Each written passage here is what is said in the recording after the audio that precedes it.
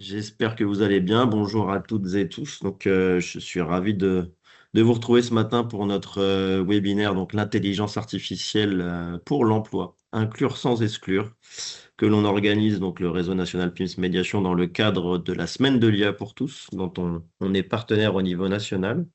Pendant toute la semaine, beaucoup de PIMS Médiation vont organiser des événements sur les territoires.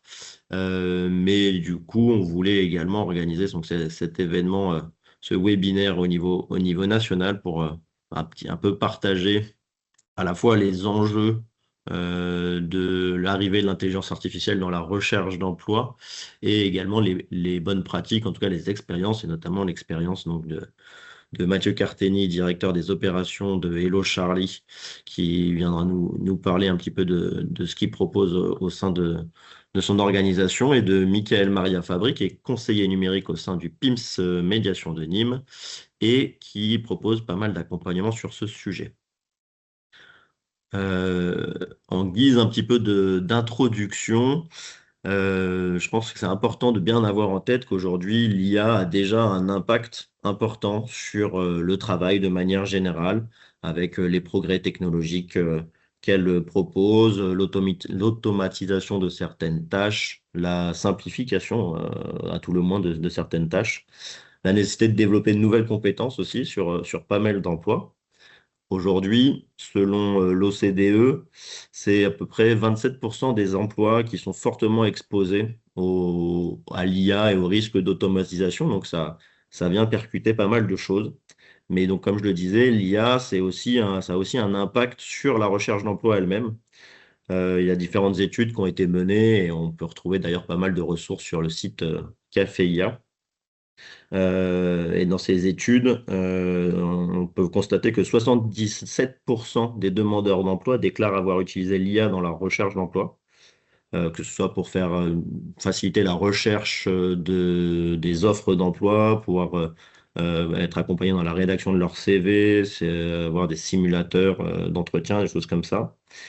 Mais aussi, 79% des recruteurs ou du service RH utilisent également l'IA pour rédiger des offres d'emploi, analyser des candidatures, automatiser des réponses aussi pour certaines candidatures. Donc on voit bien qu'il y a un vrai enjeu à accompagner les demandeurs d'emploi, et notamment les publics peut-être qui ont plus de difficultés, notamment avec les compétences numériques, et qui sont peut-être un peu moins à l'aise avec ces sujets-là, pour que l'IA devienne aussi une opportunité pour tous. Donc c'est sur ce sujet-là, sur cet axe-là, qu'on va pouvoir discuter aujourd'hui, avec d'abord un aperçu global des enjeux de l'IA pour la recherche d'emploi, une présentation de la solution d'Hello Charlie, et ensuite un retour d'expérience pratique de Michael et du PIMS Médiation de Nîmes. On finira bien évidemment avec un temps d'échange. Et entre-temps, si vous avez des questions, n'hésitez pas donc à interagir dans la conversation. On pourra peut-être répondre au fil de l'eau. Et puis s'il y a des questions qui s'insèrent dans la présentation, on pourra les relayer aux intervenants petit à petit. Donc merci encore une fois à tous d'être là, et je laisse la main à Mathieu pour nous parler un petit peu des enjeux de l'IA pour la recherche d'emploi. Merci, bonjour à toutes et à tous. Donc je suis Mathieu, directeur des opérations chez Hello Charlie, et je suis en charge du développement de nos formations dans le numérique et l'intelligence artificielle partout en France, notamment auprès des établissements scolaires, des missions locales, des médiathèques. Donc on est présent sur tout le territoire. Je vais déjà commencer par me présenter un petit peu plus longuement et surtout présenter Hello Charlie. Hello Charlie, on est la première communauté digitale d'orientation en France. Nous existons maintenant depuis 10 ans et nous sommes une entreprise de l'économie sociale et solidaire. Grâce à notre application, chaque jeune devient acteur de son avenir, c'est-à-dire il apprend à se connaître, il découvre les métiers et les formations qui lui correspondent et est accompagné à chaque étape de son orientation ou de sa réorientation. Donc on s'adresse également à un public adulte. Les résultats sont là, nous avons 900 000 bénéficiaires de notre application depuis sa création, et depuis notre focus sur l'intelligence artificielle, nous avons 6 000 personnes formées aux métiers du numérique. Et à ce jour, 2000 professeurs et conseillers formés sur tout le territoire. Donc c'est un dispositif qui est déjà largement déployé et est prêt à aller encore plus loin. Avant de commencer, j'aimerais vous poser une question simple. Avez-vous déjà utilisé un outil d'intelligence artificielle dans votre vie quotidienne, que ce soit pour chercher une information, rédiger un message ou même juste poser une question à un assistant vocal, par exemple? Si c'est le cas, eh bien, vous avez déjà fait de l'IA sans, forcément le savoir. Et c'est précisément de ça dont je vais vous parler aujourd'hui. Comment ces outils, devenus accessibles à tous, peuvent transformer la recherche d'emploi, pour le meilleur, mais aussi avec des risques qu'il faut nommer. Donc c'est là-dessus que mon intervention va se dérouler et ça le sera en 2 temps. D'abord, un panorama sur les enjeux de l'IA dans la recherche de l'emploi. Est-ce vraiment, pour tout le monde? Quels sont les freins? Quels sont les leviers, accessibles? Et ensuite, je vous présenterai un exemple très concret avec, une plateforme qu'on a développée avec IBM Skills Build, et notamment une formation qui aide les demandeurs d'emploi à utiliser l'IA efficacement. 1re partie, l'IA s'invite dans la recherche d'emploi. Comme vous pouvez le voir, hein, l'intelligence artificielle est désormais présente à toutes les étapes de la recherche d'emploi, que ce soit du côté des recruteurs, vous avez les algorithmes qui vont venir trier les CV, qui analysent les profils LinkedIn, voire conduisent des pré-entretiens en vidéo. Et du côté du candidat, il en existe beaucoup également. Des outils qui permettent de rédiger des lettres de motivation ou des CV, de simuler des entretiens ou de cibler directement, des offres correspondant à leur profil, de les accompagner dans leur recherche, d'emploi. C'est une révolution, silencieuse et comme toute révolution, elle n'est pas neutre. Donc on va commencer par s'attarder sur les leviers réels, de l'emploi. Pour les personnes qui sont à recherche d'emploi, l'IA peut être un vrai accélérateur. Premièrement, elle permet de gagner du temps. Elle permet d'analyser une offre, d'adapter un CV, de préparer des questions, pour un entretien d'embauche en quelques minutes. Et 2e avantage, elle est disponible, elle offre une disponibilité, 24 heures sur 24. Pas besoin d'attendre un rendez-vous avec un conseiller pour avoir une première réponse.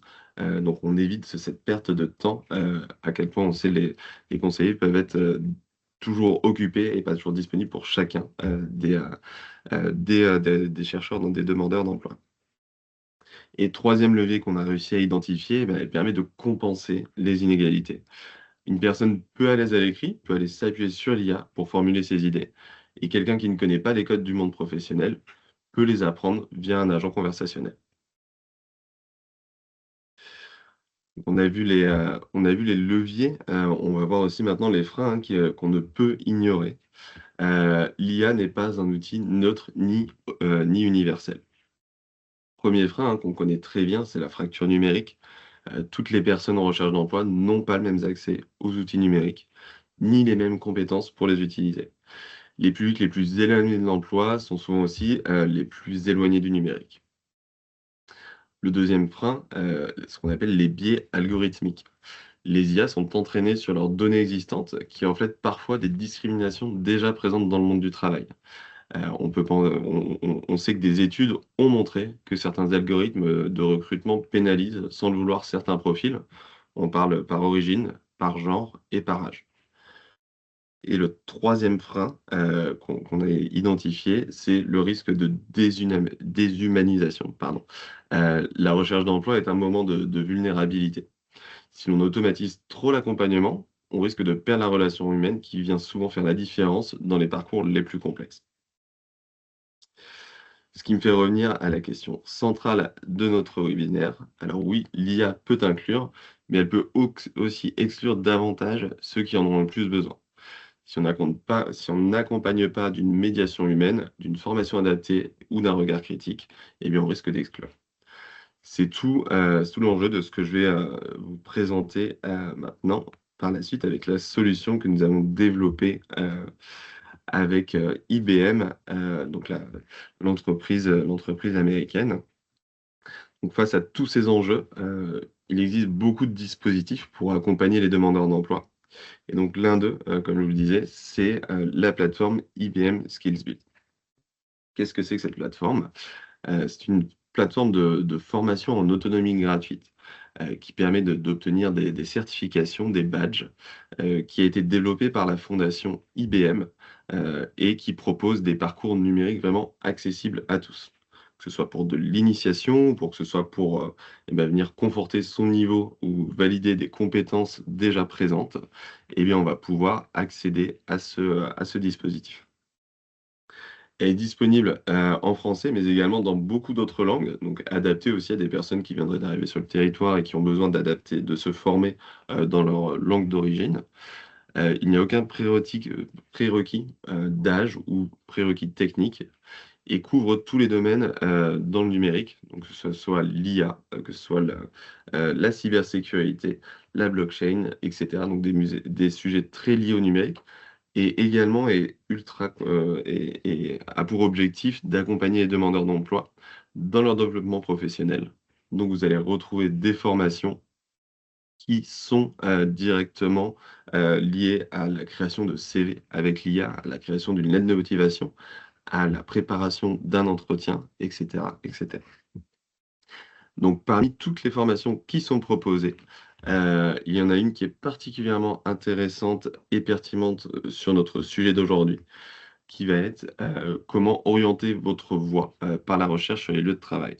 C'est-à-dire que ça va être une formation qui va, permettre aux demandeurs d'emploi, étape par étape, de se former à l'IA, et d'avoir des applications très concrètes, sur comment je crée mon CV avec ma lettre de motivation ou ma lettre de motivation ou encore comment je viens, enrichir mon profil sur LinkedIn afin, d'avoir plus de visibilité auprès des recruteurs. Voilà sur cette formation. Merci Guillaume, j'ai vu que tu avais partagé le lien qui permet d'accéder. Je peux également vous fournir dans un second temps le lien où nous avons une sélection de formations avec uniquement les formations en français et celles qui sont, vraiment liées vraiment utiles aux demandeurs d'emploi. Et j'en profite, Mathieu, pour rebondir sur une question du chat sur donc Emmanuel, qui est la directrice du PINS Médiation de Rennes, qui Oui. demande donc la plateforme est gratuite, les formations sont gratuites, mais comment sont conservées les données personnelles dans la Alors, plateforme IBM? la plateforme IBM Skillsville, donc elle est hébergée en Allemagne, pour, nous Européens et donc elle respecte complètement, les normes RGPD, mis en place en Europe.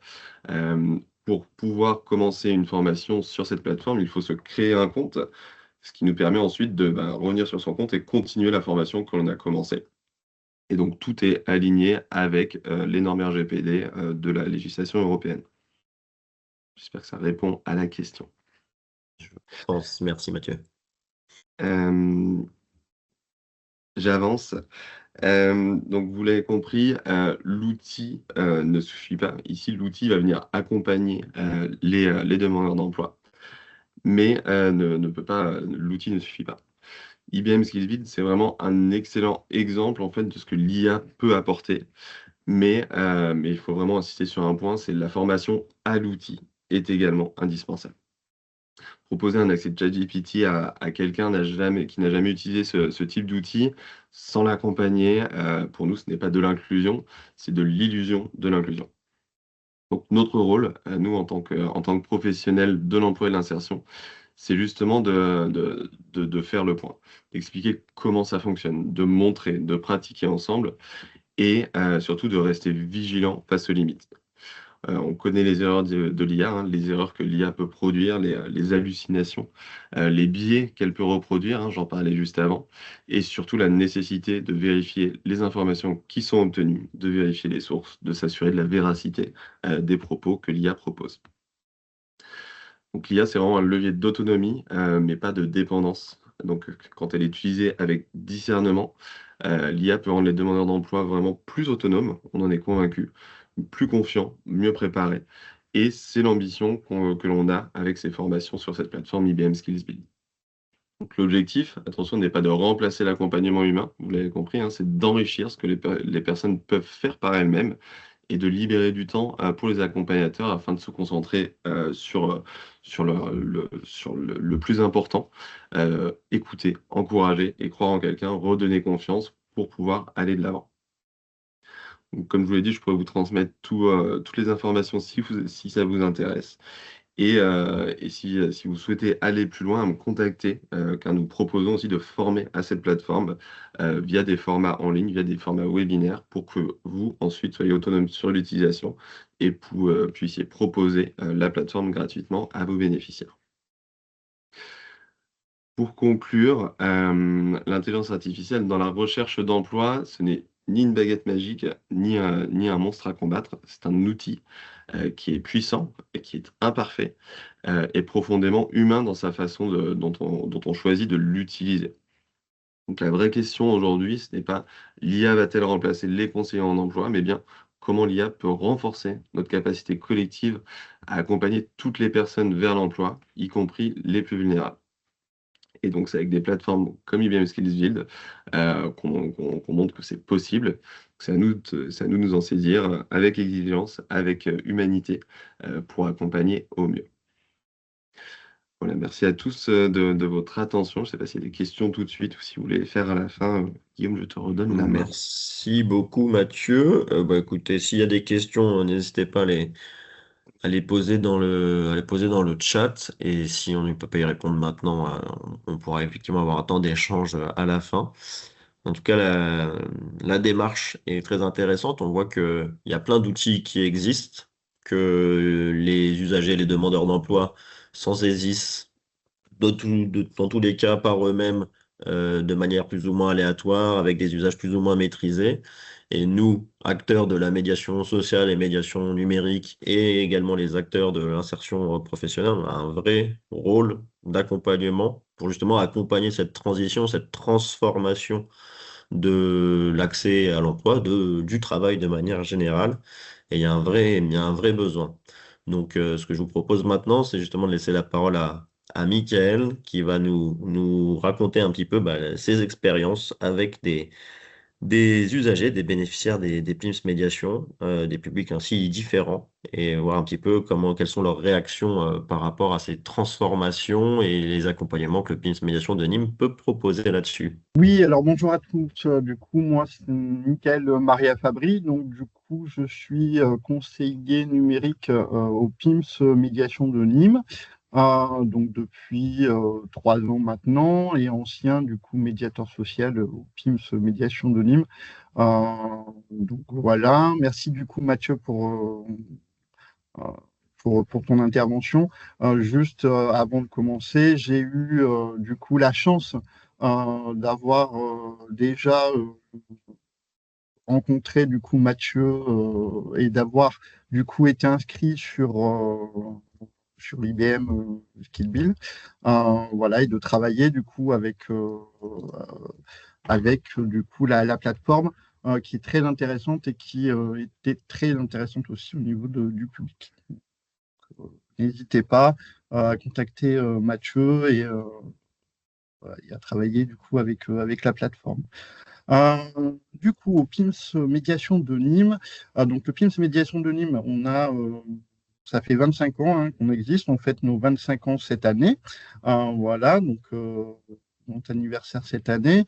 Et on a de la chance historiquement d'avoir, nous, une partie insertion au PIMS de Nîmes, donc un pôle insertion, en plus du pôle numérique et du pôle social, comme dans les PIMS. Du coup, qui est le pôle insertion, donc qui est composé de 2 conseillers en insertion professionnelle, donc qui suit les usagers dans le cadre de la recherche d'emploi et surtout les usagers qui sont très éloignés de l'emploi, donc de l'emploi et de la recherche, et ainsi que 2 médiateurs jeunes qui accompagnent eux donc le public jeune NEET, donc les jeunes qui sont non accompagnés ni par la mission locale, ni par France Travail. Ce sont un peu les jeunes invisibles en fait des quartiers. Et du coup, j'ai la possibilité donc de travailler avec ce public-là sur la recherche d'emploi et surtout du coup sur l'utilisation de l'intelligence artificielle dans la recherche d'emploi, parce que les jeunes l'utilisent, ils l'utilisent peut-être un petit peu mal, donc du coup, il y a aussi ce côté-là à travailler avec eux. En 2025, du coup, au niveau de l'IA, au PIMS Médiation de Nîmes, l'IA, c'était 14 ateliers, donc pour 180 participants sur l'année 2025. Donc 14 ateliers sur l'IA, donc l'IA, tout atelier confondu, l'apprentissage, l'acculturation à l'IA, dont 5 ateliers sur l'IA et la recherche d'emploi, qui a touché 62 participants. Donc en fait, on voit qu'il y a une très très forte demande sur ce thème-là, sur le thème de l'IA, puisque certains l'utilisent, d'autres pas du tout. La plupart du temps, dans les ateliers, voilà, on me dit, tout le monde parle d'intelligence artificielle, mais je ne sais pas par où commencer. Euh, et du coup, par cette phrase, on entend surtout la peur d'être dépassé par l'IA, mais par la technologie, mais aussi par le marché du travail lui-même, puisqu'il y a l'évolution du marché du travail qui tend avec l'intelligence artificielle et ça crée un fossé supplémentaire. Du coup, le but est aussi de travailler sur l'intelligence artificielle et comment l'utiliser dans le cadre de la recherche d'emploi, mais aussi de dédramatiser et essayer de renforcer un peu l'apprentissage et d'acculturer les personnes à l'IA. Du coup, quand on parle d'IA, en fait, au niveau des ateliers, la plupart du temps, on voit deux réactions fortes. Des réactions plutôt, des personnes qui sont plutôt fascinées, où ils découvrent en fait le champ des possibles, améliorer un CV, préparer un entretien. Alors, travaille déjà dans un premier temps sur qu'est-ce que l'IA, puisque la plupart du temps, 80% du public ne connaissent pas forcément, alors ils l'utilisent avec le téléphone, ils l'utilisent dans la vie de tous les jours. Euh, mais ils ne savent pas du tout ce que c'est. Du coup, c'est aussi les acculturer à l'IA, de leur donner vraiment des billes pour travailler l'IA en règle générale, et ensuite travailler sur l'IA et la recherche d'emploi, en améliorant son CV par certains, alors par CV designer, Canva, il y a pas mal de plateformes qui le font. Préparer un entretien d'embauche aussi avec l'IA. Donc là, ils sont très intéressés parce que du coup, moi, je travaille beaucoup avec Resume Maker, qui est une partie gratuite de préparer un entretien d'embauche avec l'IA. Alors, savoir que du coup, il faut toujours garder ce côté humain. Il y a la préparation de l'entretien d'embauche avec la conseillère en insertion professionnelle, mais en plus, on a la préparation d'entretien d'embauche avec l'IA. Reformuler une expérience, gagner en confiance aussi, mieux comprendre les offres. Voilà, donc en fait, tout ça, c'est le côté fascination, mais il y a aussi beaucoup, et on le voit énormément, l'inquiétude. Que personnes pensent qu'elles sont en retard, qu'elles ne comprendront jamais, qu'elles ne sont pas assez numériques. Je l'entends très très souvent. Euh, voilà, et en fait, la vraie question est comment faire pour que tout le monde puisse bénéficier de l'IA. D'où les ateliers du coup à l'IA. Voilà, donc en fait, comment ça se passe la plupart du temps. Donc moi, j'ai quasiment un atelier par mois sur l'intelligence artificielle. Donc, là, c'est à partir de cette année 2026. Donc du coup, sur l'IA et aussi la cybersécurité, parce que c'est très important aussi. Dans le cadre de l'emploi, il y a une partie où ce sont les conseillères en insertion professionnelle qui m'inscrivent, en fait, les personnes qu'elles suivent. Et aussi, du coup, les jeunes dans le cadre des collègues euh, qui suivent du coup les jeunes dans la recherche d'emploi. Et c'est aussi ouvert du coup à d'autres personnes de la structure. Et c'est ouvert en fait à tout le monde. C'est très inconditionnel. J'ai beaucoup aussi de professionnels qui s'inscrivent aussi aux ateliers parce qu'ils veulent aussi comprendre comment l'IA peut aussi aider du coup dans la recherche d'emploi. Du coup, un constat. Faut savoir aussi avoir présenté ses compétences dans un environnement piloté par des outils numériques et de plus en plus par l'IA. Tout à l'heure, on parlait du coup de adapter son CV à l'offre, préparer ses réponses, optimiser son profil LinkedIn si on en a un, ou d'autres profils, hein, structurer ses candidatures. Moi, je travaille énormément sur, OK, on va travailler avec l'IA, on va faire son CV avec l'IA, mais on va faire d'abord son CV et ensuite on va l'améliorer. C'est pas faire un CV avec l'IA, c'est améliorer un CV. J'apprends en fait aux participants à travailler sur, je donne mon côté moi personnel et enfin ma patte entre guillemets, et ensuite du coup on va l'améliorer avec l'IA. Je leur fais comprendre que si on fait un CV avec l'IA, ben, le voisin aura exactement le même CV quasiment. Euh, voilà. Après, euh, on améliore. En fait, on va faire pavé par pavé. Je vais aussi essayer de leur faire comprendre que faire son CV complètement sur l'IA, c'est un peu dangereux. On parlait tout à l'heure des données personnelles. Moi, je préfère travailler avec eux par pavé, sans du coup donner la partie avec toutes les données personnelles qu'on peut avoir, donc avec le nom, le prénom, etc. Préparer du coup voilà, en fait, il faut toujours un accompagnement. Voilà, il faut toujours un accompagnement sur la, travailler avec l'IA, puisque effectivement, sinon on envoie toujours le même CV. Donc là, il y a le découragement. Euh, et après, du coup, la personne, à un moment donné, elle pense qu'elle n'est plus au niveau. Après, on a aussi le problème, euh, tout à l'heure, on parlait au niveau des biais. Donc, on va essayer de travailler aussi des biais le, avec l'IA. Et on va aussi travailler sur l'envers du décor, en fait, donc le côté professionnel. Savoir que, par exemple, vous allez faire un CV sur Canva ou CV Designer, le CV ne sera pas forcément lu par les IA au niveau recruteur. Du coup, il faut aplatir le CV. Sinon, le CV, quand vous allez le télécharger en PDF, automatiquement, il va être vide, il va être blanc. Donc derrière, les personnes ne seront pas forcément appelées ou sélectionnées par l'IA. Donc ça, c'est pareil. On travaille énormément en atelier IA avec les bénéficiaires. Euh, et puis du coup, un paradoxe, hein, il y a l'IA, il y a le travail de l'IA, mais plus il y a d'intelligence artificielle, plus l'accompagnement humain devient essentiel, parce qu'effectivement, du coup, derrière, il faut être là. Euh, il faut continuer à les accompagner, hein. Moi, les personnes qui viennent en atelier IA, automatiquement, derrière, elles sont accompagnées soit par moi ou par les conseillers en insertion professionnelle pour travailler, pour continuer à travailler l'IA. Travaille pas l'IA en 1 heure ou en 2 heures en atelier, hein. C'est sur plusieurs temps.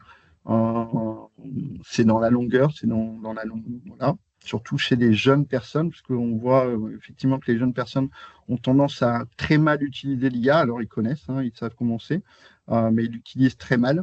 Donc du coup, il y a tout à déconstruire et reconstruire l'IA avec eux. Donc là, c'est un peu plus compliqué. On pense que c'est plus facile de travailler avec les jeunes et l'IA, mais c'est beaucoup plus compliqué de travailler avec des jeunes, parce que là, il n'y a pas de construction, mais il y a une déconstruction d'abord à faire. Euh, donc par rapport à ça.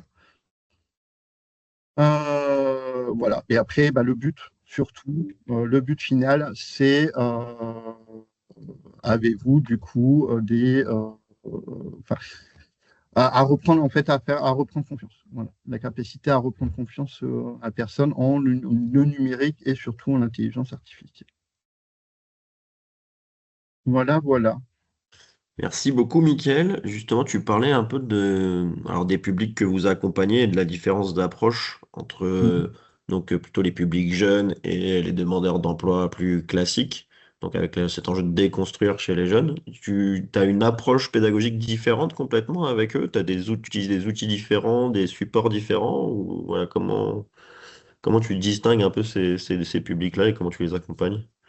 En fait, les publics jeunes, on parle d'abord de l'utilisation de l'IA. La première question, déjà, c'est utilisez-vous l'IA? C'est quasiment oui à 100%. Oui, on utilise l'IA. On utilise l'IA, mais il y a aussi un travail à faire avec eux de l'IA et ils ont beaucoup de questions sur les données personnelles. Les jeunes ont beaucoup aussi de questions sur l'environnement, l'IA et l'environnement. J'utilise l'IA, mais je l'utilise très peu parce que je sais que ça détruit l'environnement. Donc, voilà, il y a tout un travail à faire dessus, déjà dans un premier temps, et ensuite l'utilisation de l'IA dans la recherche d'emploi. Un public classique euh, va commencer du coup par expliquer et acculturer à l'IA, expliquer ce qu'est l'IA. Donc effectivement, le public lambda, donc hors public jeune, euh, on est à 80% ou 70-80% de personnes qui n'utilisent pas du tout l'IA, qui ne connaissent pas du tout l'IA. Alors que les jeunes, c'est plutôt l'inverse. On utilise l'IA, mais on aimerait l'utiliser à bon escient. Et chez les moins jeunes, Et chez les moins jeunes, du coup, c'est ça. ah, pardon. Non, mais moi, mon micro s'est coupé entre-temps, désolé. Voilà. J'allais dire chez les moins jeunes, tu rencontres des freins psychosociaux, on va dire, ou des choses justement où il faut que tu essayes de lever les craintes par rapport à l'IA pour qu'ils se projettent sur un usage de l'IA ou pas tant. Alors, en fait, au niveau des craintes, très peu. Euh, j'ai très peu de craintes parce qu'ils ne connaissent pas du tout. Donc, comme ils ne connaissent pas, ils ne vont pas utiliser. Voilà. Donc, du Hmm. coup, c'est beaucoup plus facile parce enfin, moi, avec mon public que je reçois sur Nîmes, je pars beaucoup avec une feuille blanche. Euh, du coup, il y a toute une construction à faire. Il y a peu de crainte puisque ils ne connaissent pas. Du coup, pour eux, je ne connais pas, donc je ne l'utilise pas. J'ai beaucoup plus de crainte chez les jeunes. D'accord. Ok. Ah, c'est intéressant ça. Mais merci beaucoup, Mickaël, pour cette intervention.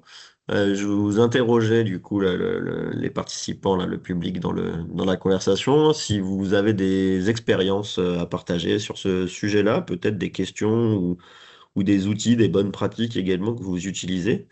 N'hésitez pas à nous les faire remonter et à les partager avec tout le monde. Là, c'est le moment, il nous reste un petit peu de temps, une bonne dizaine de minutes pour échanger.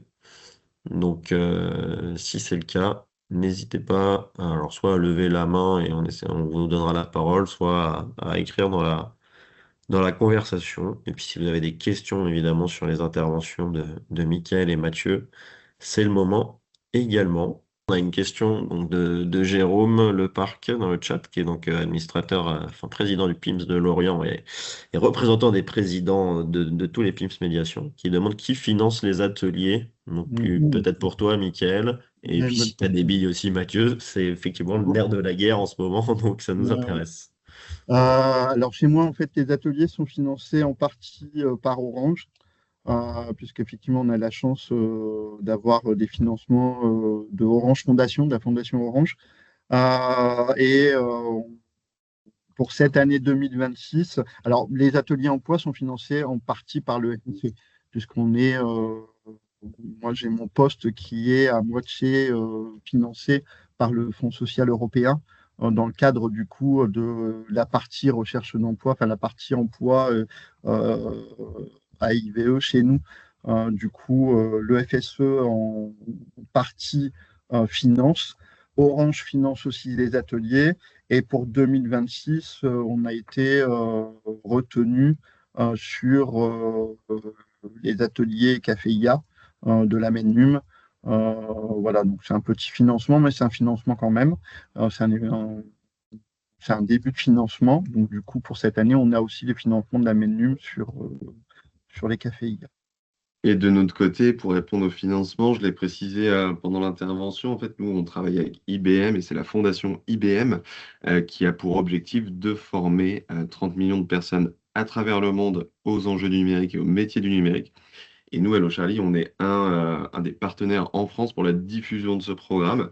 Et donc, c'est la fondation IBM qui finance directement toutes ces formations, les ateliers, etc. Très bien. Et est-ce que je continue, Guillaume, avec une légère présentation de la plateforme? Alors, juste avant, on a une autre question. Quand on parlait de déconstruction de la relation à l'IA, on va dire de l'approche de l'IA chez les jeunes, on nous demande un peu des précisions sur ce qu'il y a à déconstruire chez les jeunes de ce point de vue-là. Michael, si tu peux revenir là-dessus.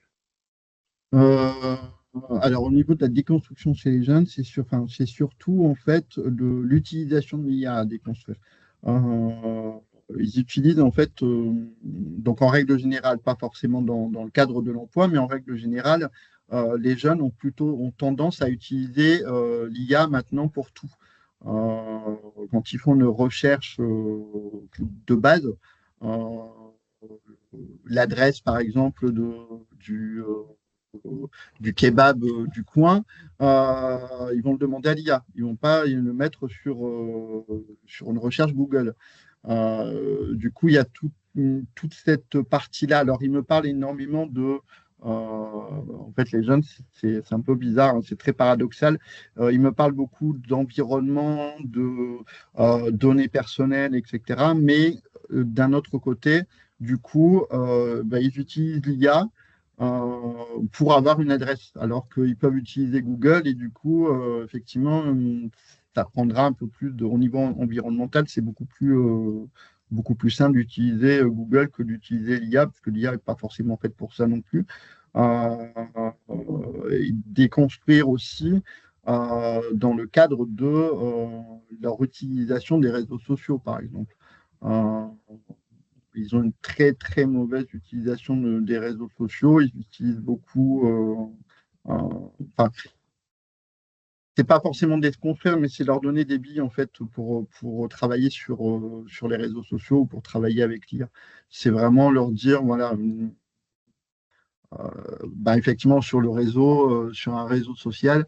Bah, si tu reçois telle et telle publicité, c'est parce que toi-même tu es allé faire telle et telle chose. C'est vraiment leur donner des billes. Ok. Si j'étais un peu, si j'étais clair. Ouais, non, mais très bien, merci Des Michael. fois, Mais c'est vrai que tout ça est relativement nouveau, même si finalement l'IA est intégrée dans notre quotidien sans trop qu'on le sache depuis des années. Mais là, ça fait vraiment 2 3 ans là, avec les IA génératives que ça arrive vraiment très fort et que ça percute nos usages. Et Emmanuel, tu le dis très bien, on n'a aucune vue, en tout cas, on a beaucoup d'incertitudes sur ce que seront certains métiers dans 10 ans. Et c'est peut-être même les métiers du numérique eux-mêmes qui vont être le plus impactés. Là, récemment, il y a Arthur Mensch, le DG de Mistral, qui disait que chez lui, il n'y a aucun développeur qui fait du code à la main maintenant. C'est tout, c'est de l'IA qui génère des codes. Et en fait, les développeurs sont là pour contrôler, imbriquer, faire que tout ça marche bien dans l'organisation, etc. Mais oui, oui, il y a une grande transformation qui est déjà en cours. Et s'il y a un vrai enjeu à pas rater le train, ouais. Mathieu, si tu as un peu Ouais, des visuels de la plateforme à nous montrer, à nous expliquer un peu ce que tu préconises. je vais même commencer par rebondir sur ce que vient de dire Michael. Je ne sais pas si vous voyez mon écran. C'est en train d'arriver, je crois. Voilà, ça y est, c'est bon. C'est tout bon. Rebondir sur ce que disait Michael, sur l'aspect de sensibilisation, en effet, de l'utilisation de l'IA, de l'utilisation des réseaux sociaux. Et on a sur la plateforme des formations qui sont certifiantes. Donc ici, vous avez des exemples, notamment sur l'éthique de l'IA, comment on utilise, et ben, comment on fait attention à sa vie privée, comment on rend un CV anonyme avant de le partager avec l'IA, comment on comprend l'utilisation de l'IA. On a aussi la citoyenneté numérique, hein, quels sont mes droits et mes devoirs sur les réseaux sociaux, quels sont mes droits, quelles sont les normes de comportement en ligne, tout ce qui est lié à l'usage du numérique. Également la culture du numérique, donc comment j'utilise un ordinateur, comment je communique et comment je gère l'information que je trouve. Donc tout ça, on est vraiment sur un aspect sensibilisation. C'est des ateliers qui sont réalisés dans des écoles ou au sein des missions locales, notamment pour sensibiliser à ces sujets. Et après, on va avoir d'autres sujets liés à l'art du prompting. Le prompt, hein, ce sont les instructions que l'on donne à une intelligence artificielle. Et ben, comment on les rédige, comment on les rend clairs, efficaces, afin d'obtenir des résultats pertinents. C'est tout ça, hein. Vous demandez qu'est-ce qu'il y a à déconstruire. Eh ben, c'est un peu tous ces sujets qui sont liés à de la sensibilisation et qui vont permettre aux jeunes eh bien, d'avoir une meilleure approche, une meilleure utilisation de l'IA et du numérique en plus général. Et pour vous montrer un petit peu la plateforme, hop, je pense que vous la voyez bien. Si vous me contactez après, je vous donnerai le lien justement pour accéder à notre espace, donc sur cette plateforme, et où on a fait une sélection de formations qui sont en français et qui sont adaptées à différents publics.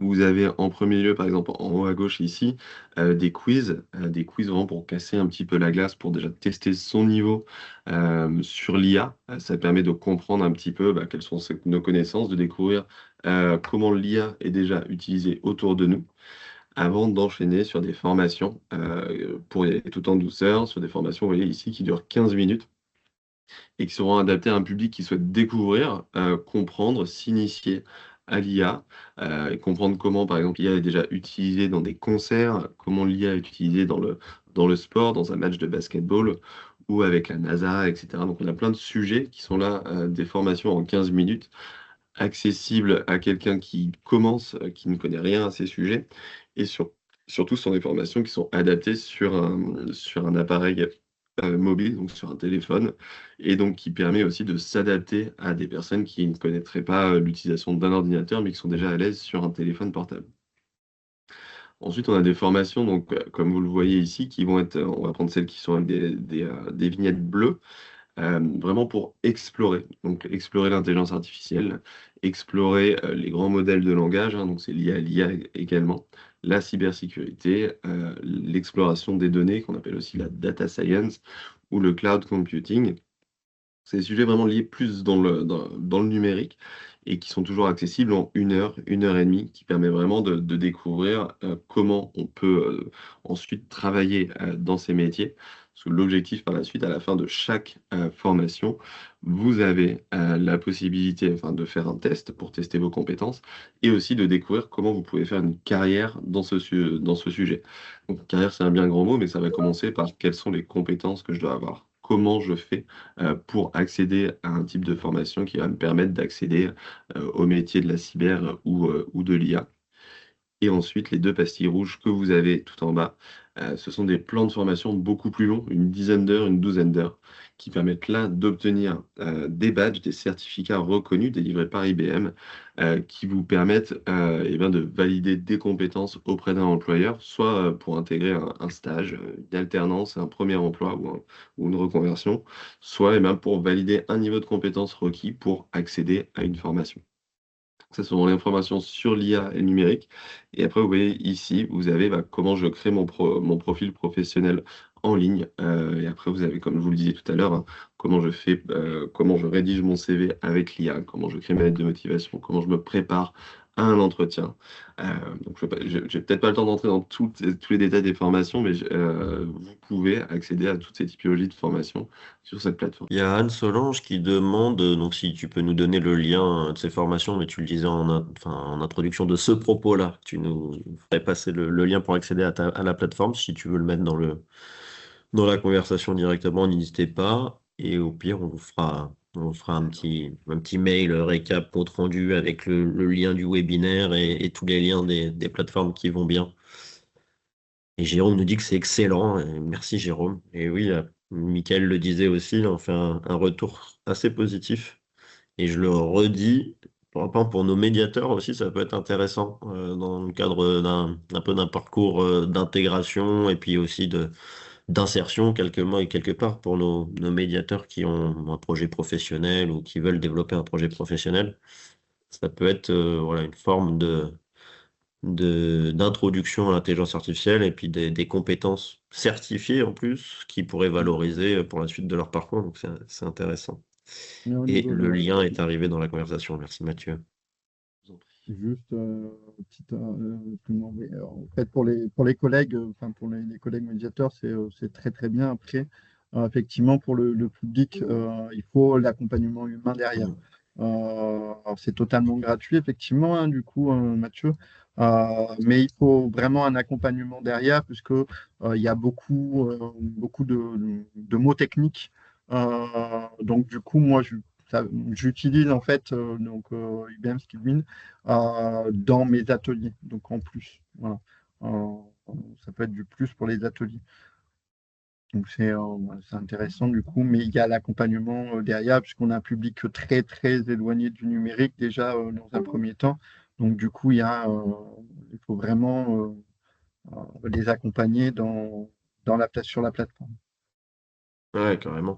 Il y a un vrai sujet d'adapter à la fois les outils, l'approche pédagogique ou l'approche de l'accompagnement au public.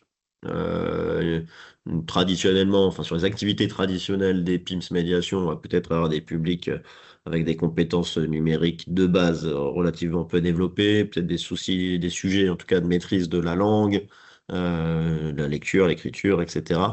Donc, effectivement, c'est un peu comme la petite école du numérique chez nous. C'est pas quelque chose qu'on va déployer systématiquement auprès de tout le monde, mais dans le cadre d'un parcours, à un moment du parcours, pour un type de public, ça peut être intéressant.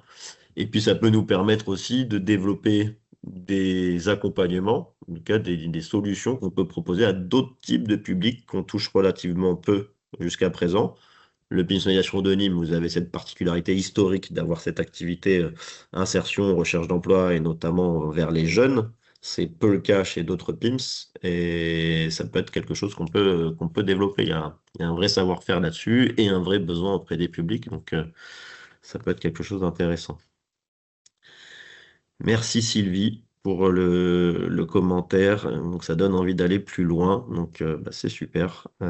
C'était aussi un peu l'objectif de ce webinaire, de pouvoir ouvrir le champ des possibles, comme tu disais, Mickaël, pour nous aussi, pour les acteurs de l'accompagnement. C'est un sujet en tout cas à prendre en compte. Et on voit bien qu'on n'en est que au début, quelque part, et que bon, la révolution est en marche et qu'il y aura vraiment un sujet important d'accompagner cette transition-là. Il nous reste éventuellement 2-3 minutes. Est-ce qu'il y aurait un commentaire, une question, une expérience à partager au sein des participants de l'audience?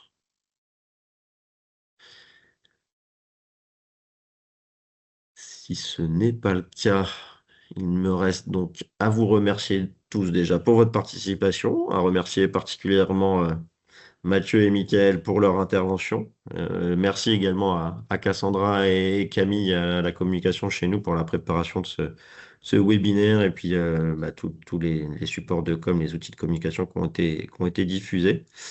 On est au début de la semaine de l'IA pour tous. Il y a encore plein d'événements à venir un peu partout sur le réseau.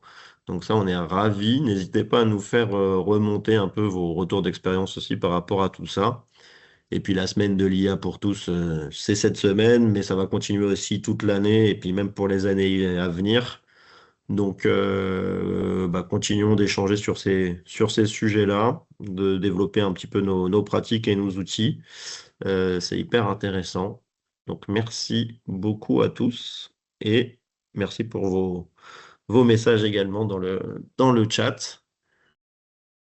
À très bientôt pour la suite et bonne semaine de l'IA à tous. Merci à toutes et à tous. Merci Mathieu, merci Mickaël. Merci beaucoup, Merci merci à tous. beaucoup. Bonne journée. Merci, à bientôt.